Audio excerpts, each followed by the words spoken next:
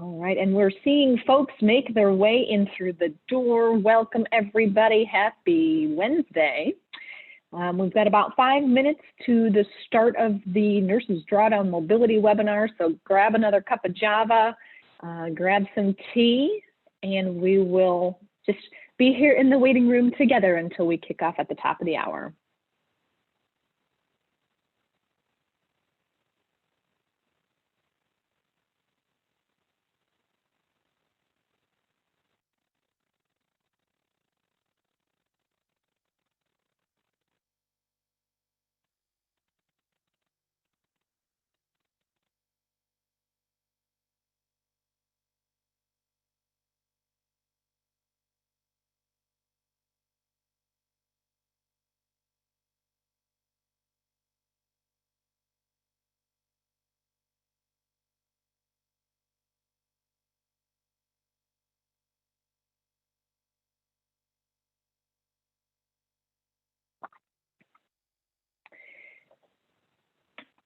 Anna, while folks are making their way in through the door, I want to ask you how, you said Monday's session for the Europe Nurses Climate Challenge School of Nursing Partnership went well, but I didn't have the chance to hear the download in person.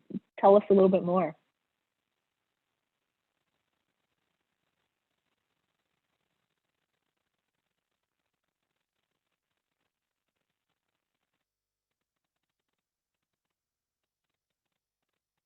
Uh-oh, and are you able to hear me?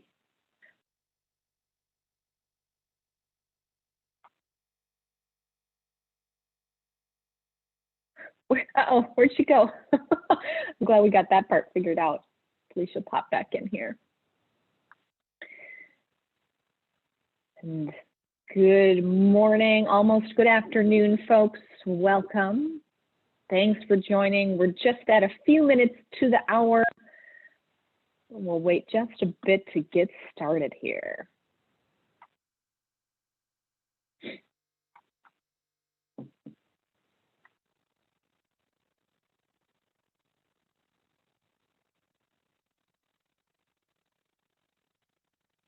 Hey, Anna, welcome back. Do we have you now? Yes, sorry, I think my internet left me so for a second there. I'm glad it got it out of its system. Thanks for hopping back in. I don't know if you heard what I asked as we were before your internet left you maybe, but I'm curious about how the NCC School of Nursing Partnership conversation went on Monday. Oh, it actually went very great.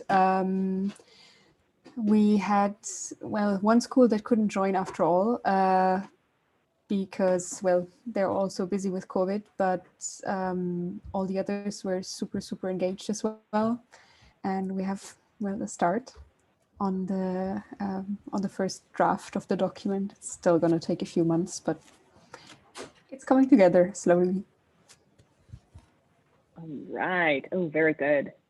Yeah, thanks for the update. Much appreciated. It'll be exciting to see how that momentum builds. I feel like it happened pretty quickly in the US, so terrific. Yeah, I was surprised, but there's already so many schools that said they're interested, and also so many schools that are already working on it in the background and just didn't know there's others who are also interested. Yeah. Oh, that's so cool. Very cool. Well, hello again, folks. We're just having a little background chit chat here while people are making their way in the door. We're just at a minute to the top of the hour, so we will wait to be official here, but thanks for joining.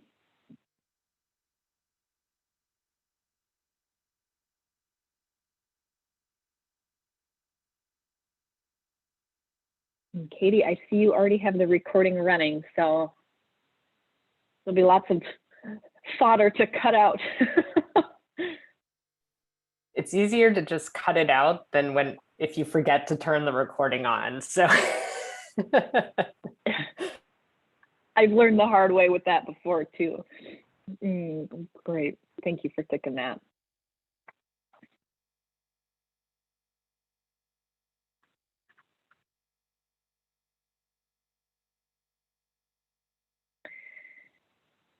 Hello, everybody. Good to see you all. We're seeing more and more people trickle on in. Welcome. My name is Shanda. We'll give just another couple minutes here, knowing that folks are probably hopping from Zoom to Zoom. Zooming has taken on, I think, a new meaning in the age of COVID, right? Thanks for joining.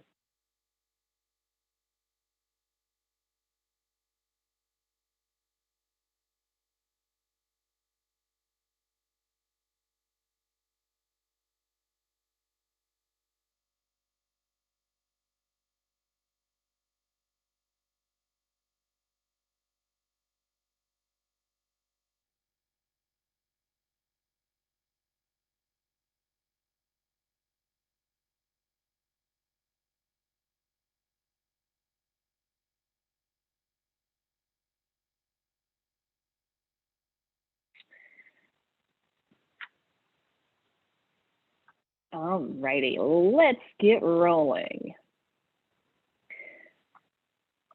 So welcome everybody. My name is Shanda Demarest and I am delighted to join you today for the Nurses Drawdown series. We are hosting a handful of webinars focused on the Nurses Drawdown focal area topics. And today we are talking all about mobility. So I am very excited to share a couple speakers who are joining us today, and I will have the chance to introduce them in just a moment. What I do want to share are a couple housekeeping items. First of all, continuing education for this session will include an email from Alliance of Nurses for Healthy Environments that will have a link to this recorded session, that will have a quick post test and then an evaluation. So please complete that for your continuing ed credits, and you'll be receiving that within a couple days. So stay tuned for that email. In addition, as part of this session today, I'm going to play a couple pre-recorded videos from our experts. And just in terms of bandwidth and honestly in terms of environmental sustainability reasons, we'll ask for folks to put their own video on pause to make sure that we get the best quality video coming through. And you'll hear that cue as we get closer to those videos. So welcome, keep coming on in. Thanks for joining. And just to get an idea, feel free to add your name, where you are located in the chat, and we'll get a little idea of the community that's joining us today. So as we kick this off, I want to give a primer of what is Nurses Drawdown. Some of you may be familiar with an organization called Project Drawdown that was pulled together a few years ago that basically highlights the best evidence-based ways to reduce carbon emissions and draw down carbon emissions from the atmosphere. So historically, Project Drawdown has included researchers, postdocs, scientists, all sorts of interdisciplinary professionals across the world. And as part of the initiative, of course, to bring nurses more deliberately into the climate change conversation and climate action, a group of nursing experts around climate change and health, many of whom hail from Alliance of Nurses for Healthy Environments, reached out to Project Drawdown and said, hey, is there any way that we can integrate nursing more deliberately and be a partner? And so that is how the Nurses Drawdown project developed. And so we have collectively decided upon 5 key areas, 5 topical areas within the traditional Project Drawdown that apply more specifically to nurses. And so you see here listed food, mobility, which we're focusing on today, nature, energy, and gender equity. And all of these topical areas have many more sort of sub areas that Project Drawdown highlights the best practice science for decreasing emissions for. So the Nurses Drawdown webinars are occurring every 2 weeks. Food was a couple weeks ago, and that recording is available, and then you'll hear about the following 3 in coming weeks. Presently, Nurses Drawdown has probably more than this now, 16 supporting organizations or partners, and 700 individuals participating. So if you are a nurse and are interested in learning more about how you can take some of the actions that our speakers will talk about today, and of course more, visit us on nursesdrawdown.org. So I want to lay the foundation for the conversation that we're going to have here as it pertains to mobility. And when we think about why nurses should address mobility broadly, you know, of course, we're familiar with the physical, physiological, psychological benefits from the nursing perspective. Why does living an active lifestyle have health improvements? But there's also this climate side of it, and we'll get into this more with our guest speakers on the line, but we do know, at least in the United States, that transportation is the leading cause of GHG emissions, and the same is true in many nations across the globe. Greenhouse gas emissions from transportation and those nasty tailpipe emissions contributes to poor health outcomes. And so I like this image that shows, I don't like it because it's showing the short-term and long-term health impacts of what transportation can do for humans. And so when we talk about basically the acute and chronic issues related to transportation fueled by fossil fuels, it's very damaging for human health. So nurses have a stake in that. And from the climactic perspective, of course, we want to learn how to build a healthier climate to reduce those health impacts that are caused by our environment. And we'll talk more about the co-benefits of active transportation, such as physical health and mental health. And we'll learn more from our guest speakers shortly about what some of those are. I wanted to share a little bit of data. You can see on the left-hand side here, this is a graph from the U.S. Department of Transportation of how many miles have been traveled in the United States by vehicles over the last, it starts in 1993. So we're heading in the wrong direction. Basically, more individuals are driving more vehicles for longer distances, and this is clearly contributing to increases in transportation emissions and exacerbation of climate change. And as it pertains to nursing professionals, whether they're working in acute care settings or community settings, public health settings, this is another United States statistic, but according to the U.S. Census, the old one, more than 76% of U.S. workers travel to work in single occupancy vehicles.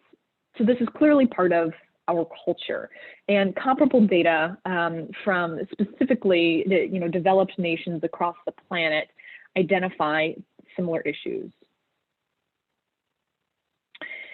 So how can nurses address mobility to draw down carbon? And you see on the left-hand side here a few links that actually go right to Project Drawdown. And under the mobility category, we like to lift up walkable cities, bike infrastructure, and public transit as primary areas where nurses can really help to decrease greenhouse gas emissions as it pertains to transportation.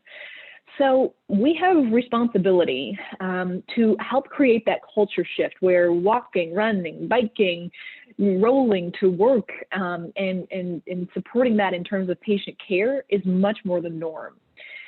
We also need to be cognizant that, of course, patient safety and patient outcomes is of paramount importance. And so that includes being advocates for patients doing this safely, for community members doing this safely. So that means physical infrastructure, which we'll learn more about from Dr. Schultz. We also know that city infrastructure and the way that we build our environments has a major impact on how people travel.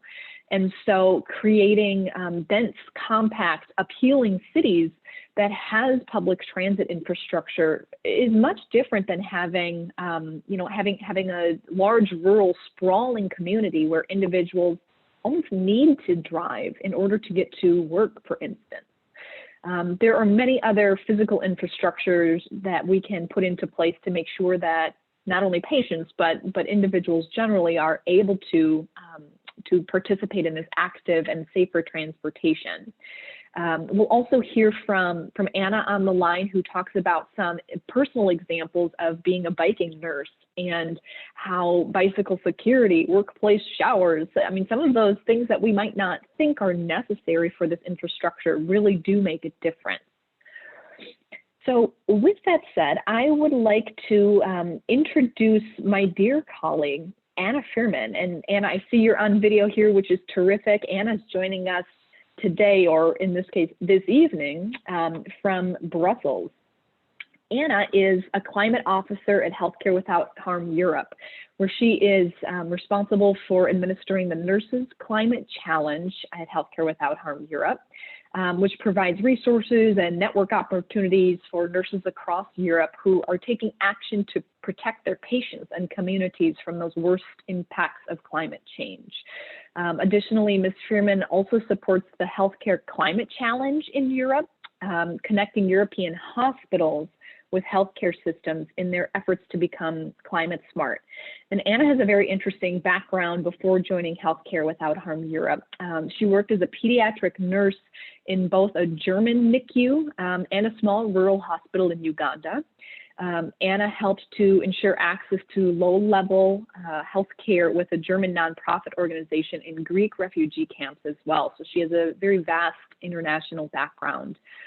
Anna holds a degree in pediatric nursing from the University Clinic Mainz in Germany, and she studied international relations and organizations at Leiden University. So Anna, hello. I just want to say welcome and give you an opportunity to say hello to our Nurses Drawdown folks on the line before we start playing the video here.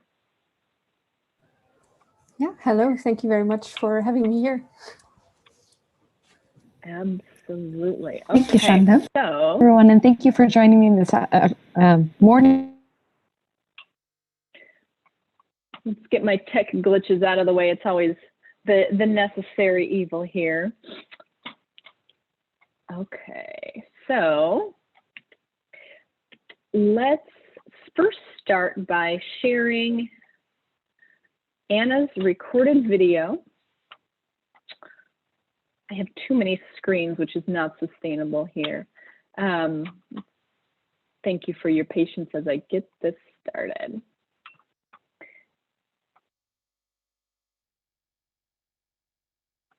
Okay, and I'm going to turn off my own video, and here's the cue for all of us to do so that we get the best bandwidth possible. Thank you for understanding.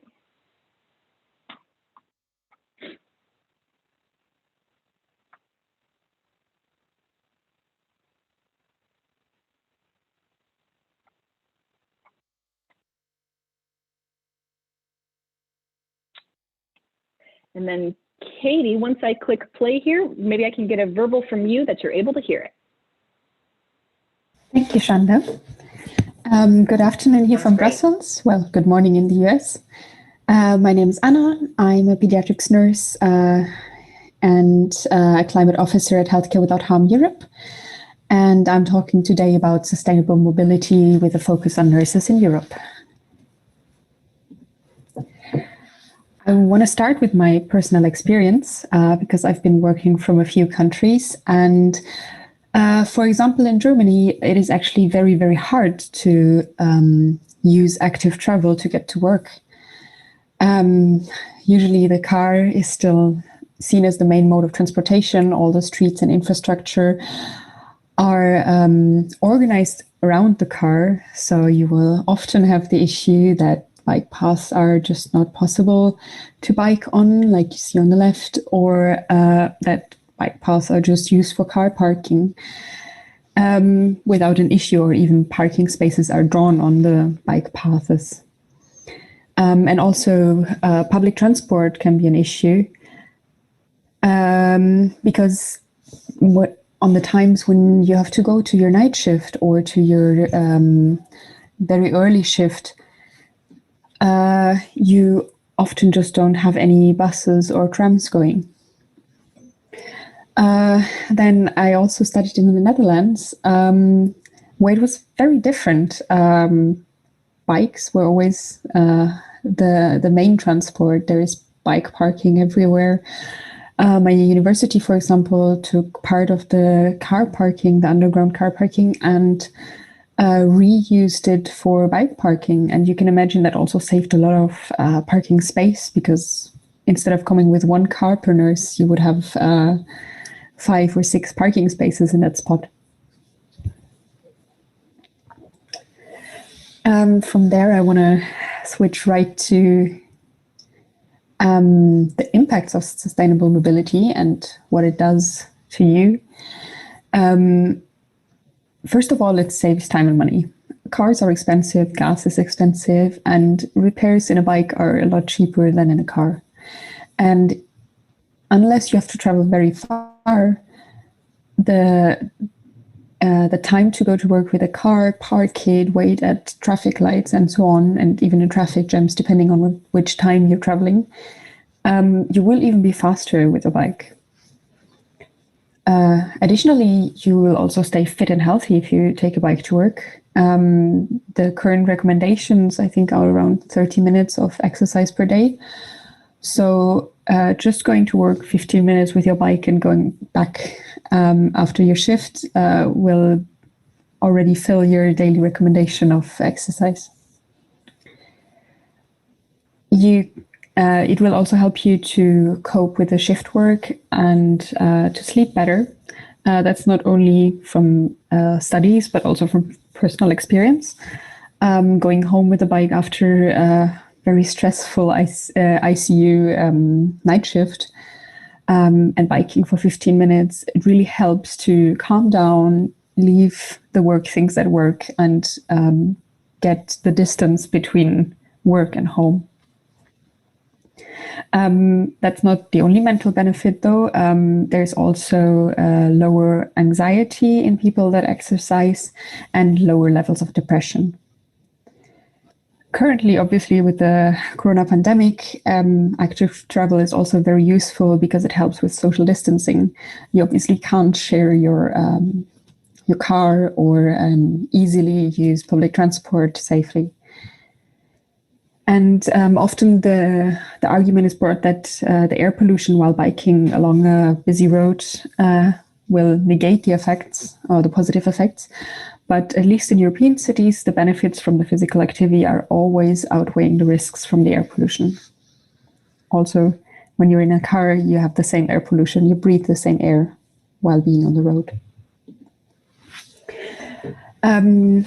It would also be good if patients were using sustainable forms of mobility, because around a hospital, there's a lot of traffic from patients, from commuting, and from visitors. And if all these would use bikes or come by public transport or on foot, the air pollution around the hospital would be reduced, as well as the noise pollution, which would help the community.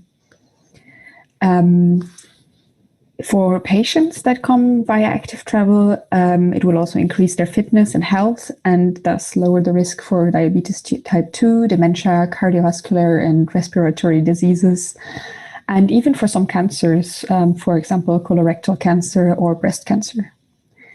Obviously, patients would have the same mental health benefits of lower anxiety and lower depression levels as nurses would have. And it also decreases the healthcare costs. The study I'm citing here has been done on the NHS, and patients that were active had such lower risk for diseases that the healthcare costs were very, very highly reduced. The sustainable mobility is not just good for patients and for you in your work, but also for the climate, because we in a hospital produce a lot of emissions with our commutes and with the travel of patients and visitors. And these contribute to the biggest scope of emissions in the healthcare sector, which is scope 3. That also includes the supply chain. But here in Europe, we emit about 12% of the global healthcare climate footprint. And the global climate footprint is about 4.4% of the global net emissions. So if all of us around the world would use sustainable mobility to get to work and our patients to the hospital, it would already reduce a big part of that. Even in a long run, the transition to zero emissions and a sustainable travel and transport is going to be very important, because it's one of the 7 most high impact actions that we would have to do to create net zero healthcare systems. We've had a question before the webinar today, and they asked about the numbers on how beneficial sustainable mobility will be. And cyclists have an 84% lower CO2 emissions from all daily travel than non-cyclists. And even though that emissions are produced to produce a bike and the equipment that you wear, the gear that you wear, those life cycle CO2 emissions also decrease by 14% for each additional cycling trip. So the more you cycle, the lower the overall CO2 emissions. I also wanted to give you some good examples here from Europe. First of all, the NHS bike project that they started last year at the beginning of the pandemic, when public transport was reduced and healthcare workers had issues coming to work. So people could just donate their bikes and they would be fixed up and given to healthcare workers. Then the Newcastle Hospital's NHS Foundation Trust also has a very, very good sustainable mobility project. Then on the picture here, you can see the Galician Health Service in Spain. They have just recently exchanged all their community nursing cars for electric cars. So that's something that could be done as well. And if you would like to see more resources as well, the Health Service Executive of Ireland has a very interesting cycle to work scheme that might also be replicated somewhere else. And finally, I would like to tell you what you could do as a nurse. First of all, don't underestimate what you can do, because nurses have been voted as the most trusted profession over and over.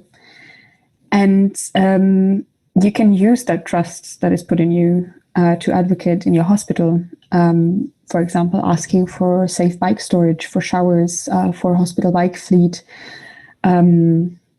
and maybe even for parking priority for electrical vehicles and or carpooling stuff.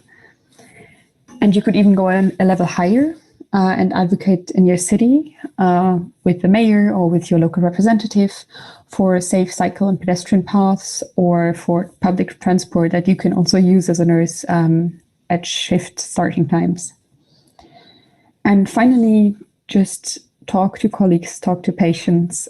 Sometimes just raising awareness and spreading the word is already very, very useful. Thank you very much. And please ask any questions. Well, terrific. Thank you so much, Anna. We are delighted to have you join us today. If you don't mind, would you pop back on video? Terrific. And I would love to open it up to our guests to see if there were any questions. I'm taking a look at the chat. If folks don't want to pipe in, feel free to add anything into the chat and we'll make sure that gets to Anna as well. But yeah, what came up for individuals as we listened to some of those experiences in Europe?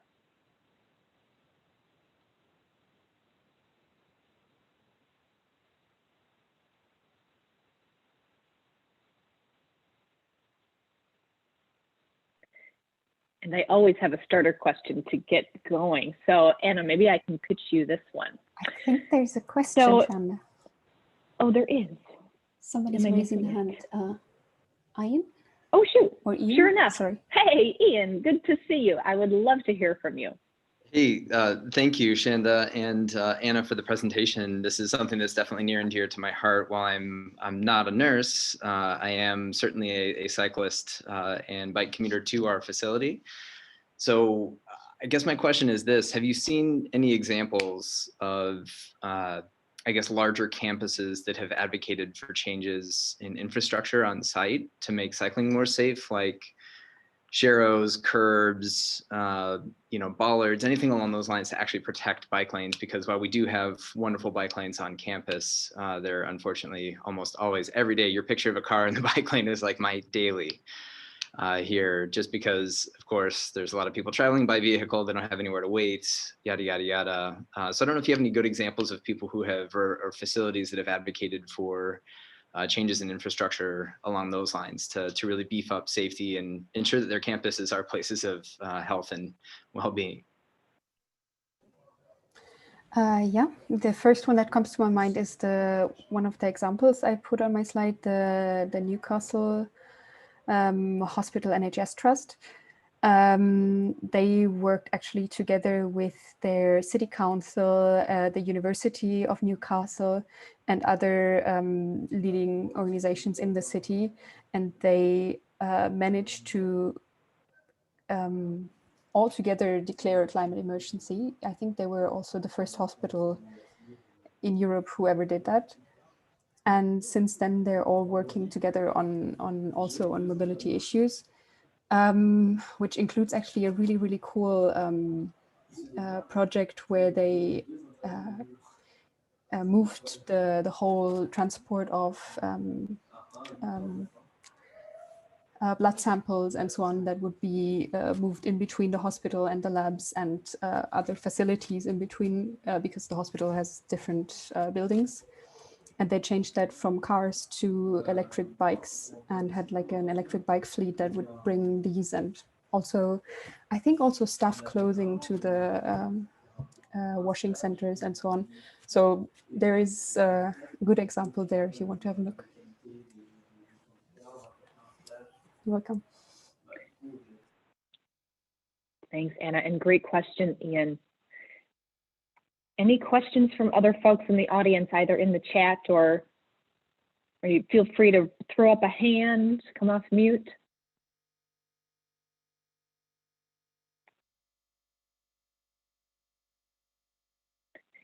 Here's a practical question, Anna.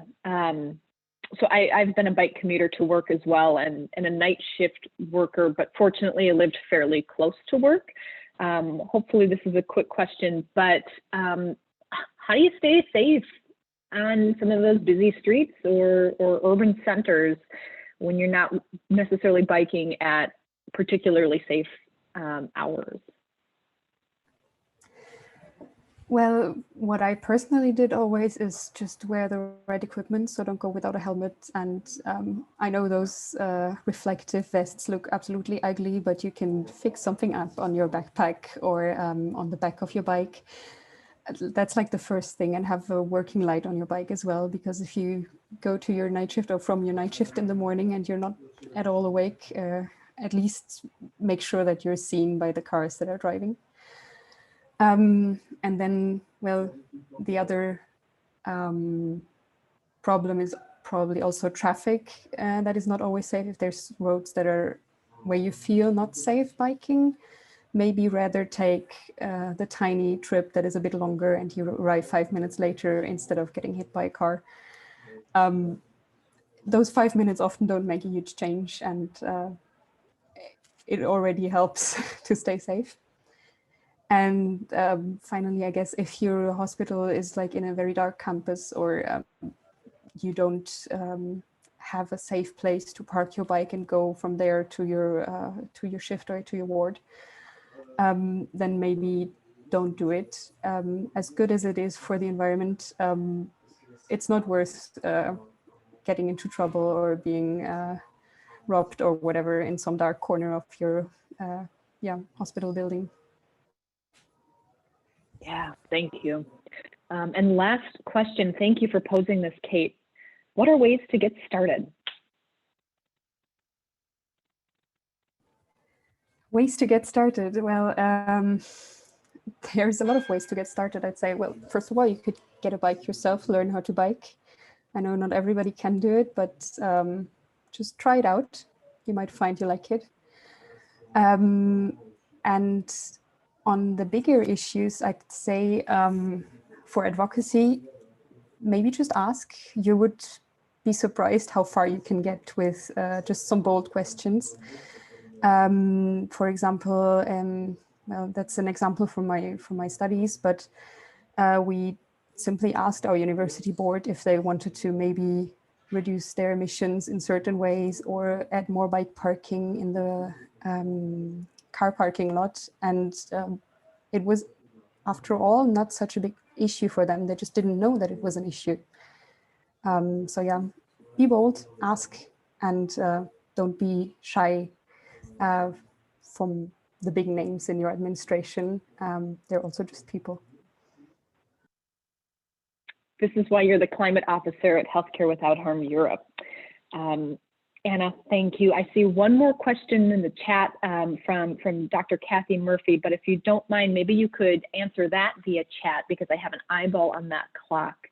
So Anna, thank you so much for joining us today and for your advocacy. We are very grateful to have you as part of the nursing community. All right, so as we move along here, I am delighted to share that we will be joined by Dr. Courtney Schultz. So Courtney, feel free to come back on video if you haven't yet. There we go, thank you, wonderful to see you. So Dr. Schultz is the Executive Director of Health and Technology Partners, a social science research consultancy that develops innovative and customized programs for clients working to integrate nature exposure in a salutogenic healthcare approach for communities. She has developed an expertise in behavioral research across the lifespan, specifically for improved health outcomes focused on engaging underserved communities. Dr. Schultz is adjunct faculty for the University of Missouri and currently sits on the advisory board for SHIFT and Hike It Baby. Dr. Schultz holds a PhD, this is so cool, in Parks, Recreation, and Tourism Management from the NC State University, along with a BS and MS in Parks and Rec Management from the University of Missouri. So welcome, Courtney. Thank you for joining us. I want to open up the audio line before I get this video rolling for you to say hello. Hello all, thank you. It's an absolute honor to be here with you today. Terrific, thank you. Okay, so we'll get our other video rolling here. And Katie, I'll ask the same once I press play just to get the verbal that you're able to hear everything. I'll do my screen share here. And after this, I'll pop off video so we can get that bandwidth optimized. So let's press play. Morning, afternoon, depending on where you're coming in from. I'm absolutely excited to be able to have the opportunity to share with you a project that really gets at the heart of how climate change, community infrastructure, and the way that we think about these landscapes can really be used to really promote health within our communities. And so when we think about this idea of climate change really frames a lot of what's happening in our communities. For instance, this graphic is a really great idea of really thinking about that interrelationship between human activity, human health, and that climatic changes and atmospheric contamination. For instance, human activity, things like physical activity, can actually be leading to the impact of our human health, but it can also be impacted by things like climate change and atmospheric contamination, how our community members are choosing to get around in terms of active transportation, whether it is by bike or by pedestrian walking and cycling. All of those things have a positive influence on climate change. Whereas if we find that our community members don't have those same ability for walkability in their community, they might be choosing for things like their own personal transportation of a car that can actually be negatively adding to those atmospheric contaminations. And all of these things, when we think about the influence of climate change, we're really wanting to be mindful of how we can help promote fighting against the negative impacts of climate change, and how by doing so can also start to address things like non-communicable diseases and have a positive influence on human health. And all that comes back to this idea of thinking about how we can actively engage our communities in something as simple as active travel or physical activity. And so when we think about what this means then of active living being promoted through the built environment, well, we know that there are a number of things at play. The World Health Organization really has provided a great framework for this, talking about the fact that there are design elements in the built environment that include street layout, land use, location of recreation facilities, parks, public buildings, and even the transportation system that can either encourage or discourage physical activity. And if you think to your own community, you can probably think of several examples where this is very successful or really problematic in terms of getting around.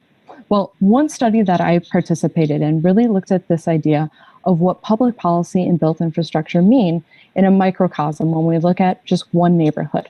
And so when we look to the literature, there's great evidence out there that shows that traffic calming measures and infrastructure improvements are actually shown to encourage those positive active living behaviors. But safe access to physical activity opportunities are positively linked to active behaviors. And so we need to think about how we can promote not just traffic calming measures and those infrastructure improvements, but also thinking about what safe access means in our communities.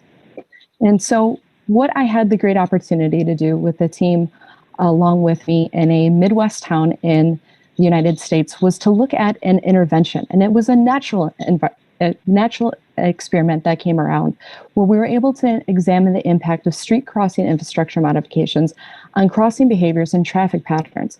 But what was really unique about this study is it was actually a 4-year-long study of this natural experiment that looked at the impact of what happens when you have these massive infrastructure changes to a 5-lane, high-speed arterial highway cutting off a neighborhood from its local park and from downtown opportunities where people were going for jobs and food and the daily things of life.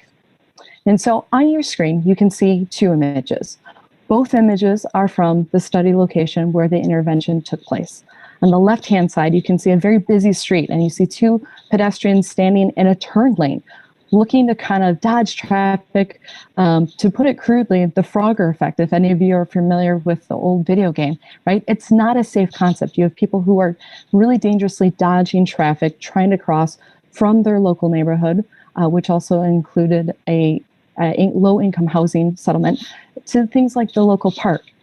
But on the right-hand side of your screen, you see a completely different changed environment. Those are my 3 colleagues who participated in conducting the study with me, showing off the new crosswalk that occurred after the intervention. And so you can see from the pictures themselves a very clear story that something really happened that drastically changed from dodging traffic to being able to actually control the flow of traffic and stop that traffic. So let's get into a little bit of what that actual study was and why it's of interest possibly to you as you think about mobility from a nursing lens. Well, the graphic here shows you exactly what that streetscape looked like. And so in this neighborhood, you can see the 5 lanes of traffic.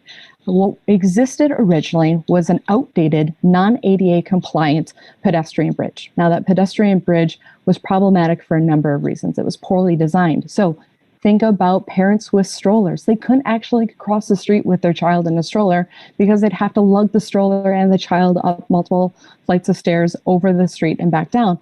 But it was a very narrow and very confining pedestrian bridge. It was the source of numerous violent crimes in the community. And so it became really a bastion of concern over crime and safety. The exact opposite thing you want when you're thinking about mobility in our neighborhoods.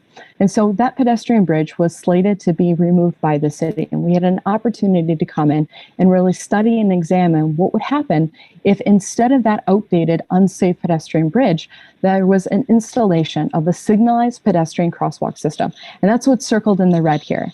And so it was a 400-foot long landscape median that also included traffic lights so that pedestrians could come up, press the button, actually stop traffic, cross to the island, press the button again, and be able to complete crossing those 5 lanes of traffic safely and in a way that actually fit to their patterns of movement as a pedestrian rather than having to work around cars themselves.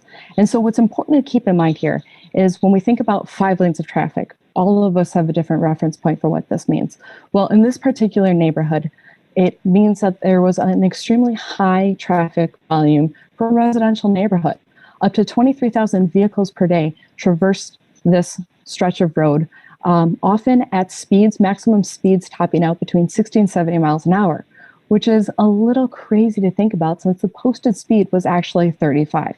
And so the recipe for disaster here was actually a very big safety concern for the citizens and the community members at large. There have been numerous instances over the last several decades of fatalities, death of young children trying to cross, as you can see in the diagram, over to the neighborhood swimming pool, over to the neighborhood park, the high school, from the neighborhood itself. And so it was certainly a great opportunity to us as researchers to come in and really think about what this infrastructure environment change would really do. And so when we're talking about the neighborhood, the other reason that this becomes incredibly important is because this is a neighborhood that is extremely low income, majoritively Black African-American neighborhood that needed the infrastructure of the ability to get around by pedestrian walkability in order to get to their jobs, to get to the high school and these things. And so the existing street infrastructure was very unsafe. And so what we did as part of this build infrastructure study, we came in 2012 and conducted baseline data collection before any of the intervention took place. In winter into spring of 2013, the intervention construction was completed. And then we had a rare opportunity for a longitudinal study. We came back for the next 3 years. We had post-intervention data collection at time point 1, time point 2, and time point 3, running 2013 to 2015 to see if any changes occurred, and if those changes did occur, were they maintained? And so in terms of the data collection itself, it was very robust data collection. We were there daily for 2 weeks in June for a total of 21 shifts per year over these 4 years at the 7:30 to 8:30 morning slot, a mid-afternoon slot, and a late afternoon slot, really looking at the crossing behaviors.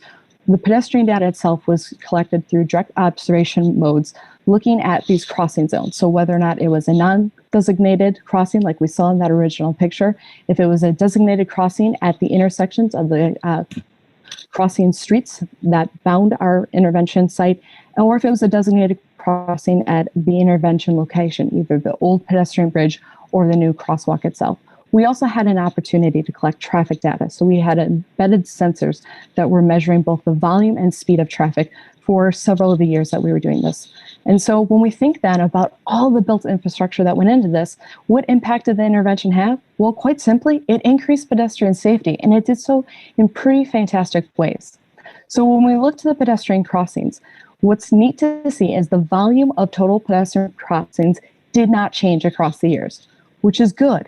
It means that any changes that we see from the data are actually indicative of being spurred by the infrastructure changes. And indeed, when we look at the year by zone interaction, we see that there's a significance. And then so in the graph here, you can see that over time, there was a sustained decrease in non-designated crossings and a sustained significant increase in those designated crossings, meaning more pedestrians were using the new infrastructure that was put into place and crossing in a much safer way than previously was afforded with the pedestrian bridge. And so additional pairwise comparisons look at the intervention effect, showing that this intervention effect was sustained from pre-intervention to post across all 3 follow-up years. And that sustained effect is really important to be able to say that it wasn't just a kind of new exposure that drove it, but actually that pedestrians were really gravitating. Those cyclists were gravitating to using this new infrastructure because it fit their patterns of mobility. And so when we look at things like the non-designated crossings, there really were no changes pre to post intervention. In terms of what that means is that it really was a shifting into these really positive designated crossings that made it a very exciting thing. But when we looked at things like traffic volume, overall traffic volume had a significant reduction. Now, unfortunately, we weren't able to collect the traffic data for all 4 years of the study due to our contract with the city. But for the 3 years that we do have it, you can see that sharp decrease over the years where traffic continues to just reduce along this road. But it was also important when we started to look at speed. So the blue lines on the graph are our intervention site. The white lines are our control site. And so elsewhere in the city, traffic speed in terms of those who were speeding went up on our comparison test road. But at the intervention site, over time, sustained, we went from 46% of vehicles traveling above the posted speed limit down to only 32%. And so vehicles traveling more than 10 miles per hour over the speed limit fell from 3.4% down to 1.8%, which again, in a residential neighborhood, is an absolutely great success rate to see. And so what we find from this study is that the use of the crosswalk by local residents really led to the adoption of healthier, more physically active lifestyles that continued on over the 4-year study. And so what does this mean when we connect this back to climate change and health? Well, what we see with this project is that infrastructure design can support active living and mobility, which can make those types of modalities of transportation more attractive than personal transportation in a car. And so the design that we were able to demonstrate and show success on this particular project could actually be used as a blueprint for other communities to decrease the hazards of crossing major streets and increase mobility of pedestrians, really helping to lessen reliance on car transportation. And so if you have any questions, I'm happy to answer them. You can feel free to drop it in the chat, or we can address it when we get to the Q&A. Thanks so much for listening. Wonderful. Thank you, Dr. Schultz. So we would love to open that chat line. I'm curious if folks had some thoughts that come up. Let's see, all sorts here.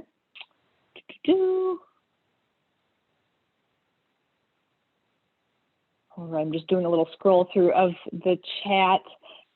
Would anybody like to pop off mute and offer a question for Dr. Schultz to kick us out?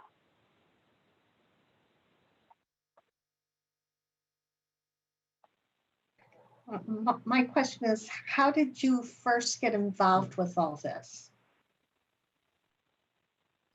Yeah, so this was actually my thesis project. And so I had the great opportunity to work. The city had designed a plan for doing the infrastructure change. And at the time, we were able as a university department to also partner with PEDNet, which is a pedestrian coalition in the local community, and together really create this idea of what we would be measuring in terms of really seeing if this was a successful program, but also having influence and input of being able to bring community members to the table during some of the conversations taking place with the city to make sure that there was community input to what the final design would actually be, and just have open discussion.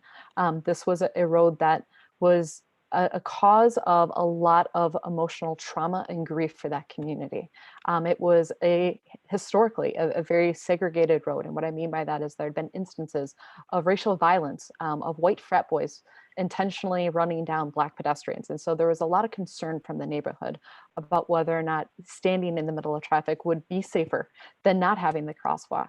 And so it was a great opportunity for us to really engage the community, have some really brutally honest dialogue to make sure that the solution being presented would actually be a salient, good solution for the community, and not just something that looked really good in the architect's blueprint. Thank you so much. Thanks, Peggy. Courtney, another question came from Lucinda. Any data on the difference between warning lights versus a traffic light placed at a pedestrian intersection? Yeah, that's a great question. And so if you go to the literature, there are some differences between it. Obviously, the traffic light actually fully stops rather than it just being a warning. And so we know there are several instances where there are still fatalities with the warning lights because people become desensitized. Drivers don't necessarily notice those flashing warning lights to the same degree of rigor that they do with a traffic light. And so depends on if it's a very low area for a residential area, sometimes those warning lights are more than sufficient. But in this instance, with it being that 5 lanes of high-speed traffic, having the power to actually stop traffic was deemed to be the appropriate fit in this context. I love that question. From a practicality standpoint for nurses, and a little bit to Peggy's question as well, like functionally, who can nurses reach out to within cities to help get something like this started? We heard Anna mention the mayor or some elected representatives in terms of bike infrastructure, but what might that look like in terms of the Department of Transportation? I think what's really neat about this is nurses have such a wonderful pulse on the community. You know those barriers and the issues that are facing community members. And so you're often very well positioned to be a very articulate advocate for those community members when you've offered them a solution, of a healthcare solution, to be more mobile and walk. And then they come back to you and say, well, I can't because of all of these reasons. And so being able to bring that medical perspective and talk about the social determinants of health and the importance of the built environment and addressing all of these really important issues that our communities are facing, including climate change, I think can be really well received by a Department of Transportation who's well aware of some of these issues, but they don't necessarily have the collaborations with which to act upon some of the good things that they might see at a conference, for instance. Thank you very much. And a great question from Kathy Murphy here. Is there any talk of studies linking the health of the community with these changes, i.e. obesity, diabetes, hypertension?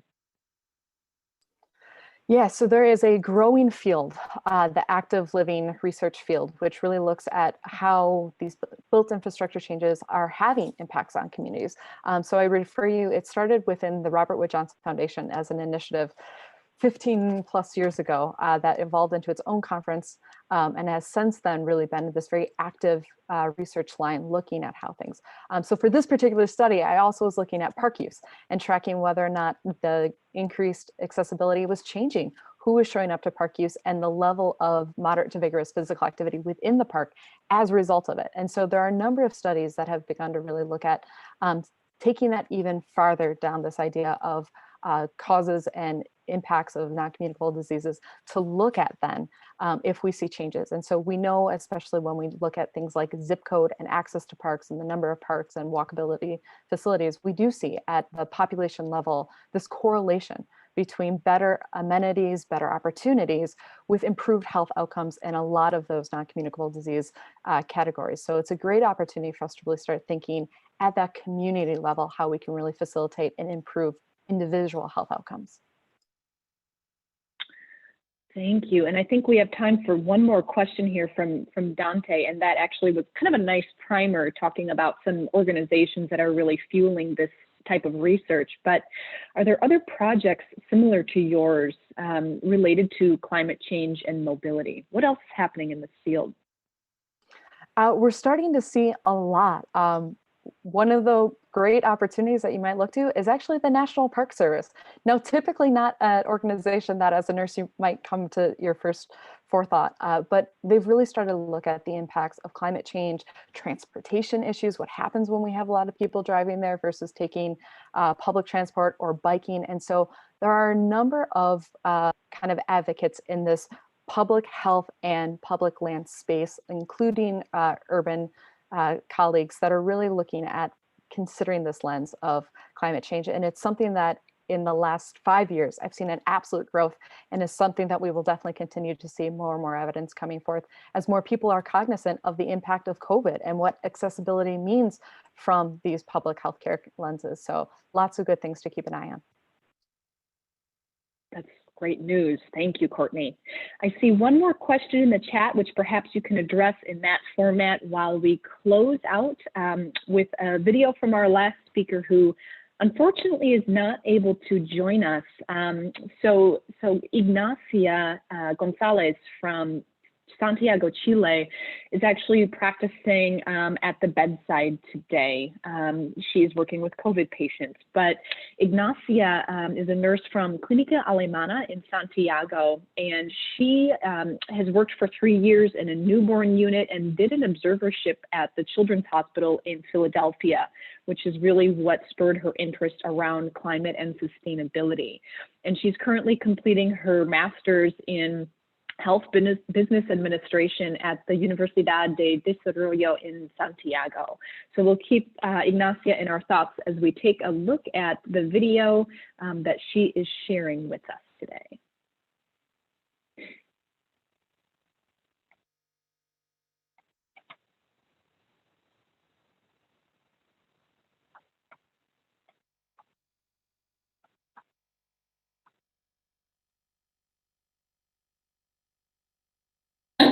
For us as nurses from Clínica Alemana, it is a great honor to be able to participate in this webinar with you. Thank you very much for the invitation. Next slide, please. To contextualize, I would like to tell about our hospital. It has 2 buildings, 500 beds, 30 OR. We provide around 700 daily emergency services, and we perform 35,000 annual surgeries on average. Next, please. We have been advocating for mobility in a serious way since last year, surveying staff to find out how they get to the hospital. We found out that there is just one place to park bikes in the whole Clínica Alemana, which in a way, it's better than nothing, but it could be better. Next, please. We started to make it more visible for the staff by doing different types of communication campaigns through our private social media. Next, please. One of our ideas to motivate the staff was to show through our social media who chooses to get to the clinic riding their bikes instead of driving a car or taking the metro by posting a picture of the person on their bikes. Next. Here is our Chief Medical Officer inspiring the entire hospital arriving by bicycle. Leads by example in reducing the carbon footprint. This is Dr. Overpower, our Chief Medical Officer, yes. Here, for example, is the head of support area users. Here is him at his office, and in the next picture is riding his bike. In the next slide, you can see that we're making visible and encouraging the green transportation of the healthcare workers. Next, please. Also, we started to introduce the cycling culture in Clínica Alemana. We discovered that there was a consolidated group of cyclists within the organization, and we used them as role models. Next. To promote the internal green culture related to mobility in the hospital. And in the next slide, you can see that here are different photographs of the hospital workers participating in national cycling tournaments representing Clínica Alemana. For example, here is the head of information and communication technologies of the hospital. And in the next slide, you can see that here are more pictures of people who work in the hospital competing across the country. We have so many people that use bikes. Something that has been a constant concern regarding mobility is that transportation is the leading cause of greenhouse gas emissions. Nowadays, buses are established to take all the clinic staff to their homes, and as a result, they reduce the use of cars. More than 30% of the workers rather to use buses. And the hospital provides 15 buses for healthcare professionals and non-healthcare professionals transportation. And the last thing we want to share is this amazing thing that we are doing now. We are using the staff vaccination campaign as an opportunity to educate on climate action. And one of the topics we are addressing is mobility, of course, yes. And we wanted to show this education in the middle of a vaccination campaign to conclude that to talk about mobility, we shouldn't wait for the perfect occasion, but we have to create the space. It doesn't matter what may be happening or if there are obstacles or difficult days that interfere with the goal. When you faithfully believe in what you stand for, it is always a good time to do so. Now, I want to share my conclusions based on practice. This is a theme that is relevant, but that is just beginning to be in the collective consciousness. People are ready to hear about this issue and join, but it must be assumed that the transition will take some time. Meanwhile, we must work hard to continue in this since we are agents of change, and if we don't stand firm helping to change the mindset, it will take longer. And to finish, I would like to share an African proverb that fits to this challenge. If you want to go fast, go alone. If you want to go far, go together. Thank you so much.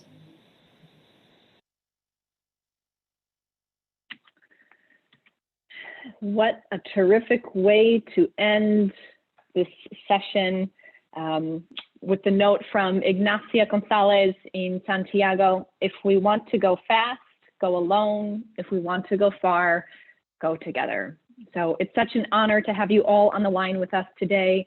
Keep an eye on your email for that continuing education information, which you'll be receiving from Annie in short order. Feel free to add more questions to the chat and we will respond to those with the speakers on the line. Katie, I'd love to hand it back to you to close us out.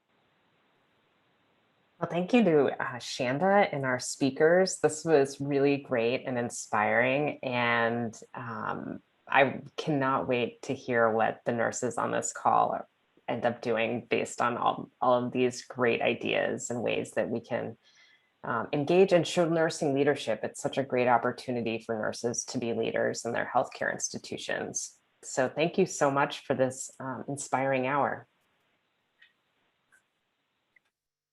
Thanks all. Take care now. Take care, everyone.